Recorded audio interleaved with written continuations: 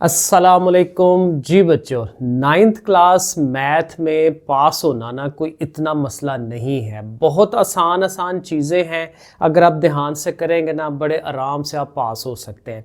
एक सवाल मैंने आपको पिछली वीडियो में बताया था 13.2 एक्सरसाइज का, वो आना ही आना है पेपर में, उसको आपने लाजमी तैयार कर लेना है। बहुत सिंपल सा मैंने बताया था आपको, हर तरह का बच्चा उसको कर सकता है। एक 13.1 जो है उसमें से भी सवाल आने के बहुत चांसेस हैं। चैप्टर 13 बुनियादी तौर पे प्रोबेबिलिटी है। प्रोबेबिलिटी को उर्दू में एहतमाल कहते हैं। बहुत ही आसान आम सी चीज़ है, किसी चीज़ के होने के चांस कितने हैं, और उसके लिए हम जो है आम तौर पे जो एक सवाल जो हम करते हैं ना वो होता है लूडो के दाने का। मसलन लूडो का दाना, आप लूडो खेलते हैं, उसको आप फेंकेंगे नीचे तो उसमें 6 मुख्तलिफ काम होने के चांस होते हैं। अब देखिए उसको हम कहते हैं सैंपल स्पेस।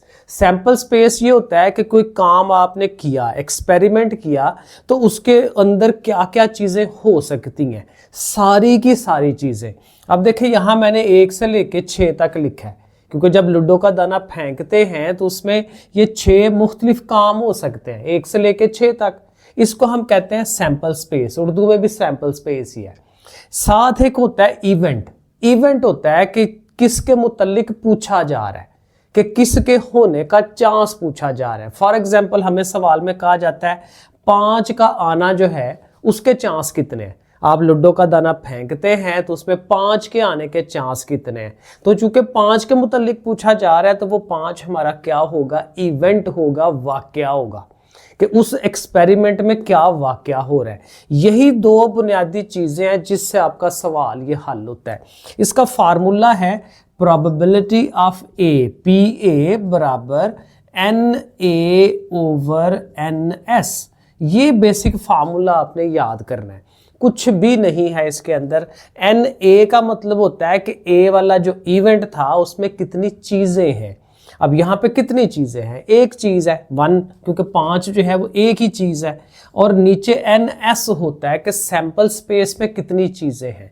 एन का मतलब होता है नंबर, नंबर ऑफ वैल्यूज़, ठीक है। तो सैंपल स्पेस में यहाँ पे कितनी चीज़ें हैं, 6 चीज़ें हैं। तो देखें 5 के आने का जो आंसर है वो क्या है, 1/6। इस तरह से बहुत सारे सवाल इसी बुनियादी चीज़ से हल होते हैं।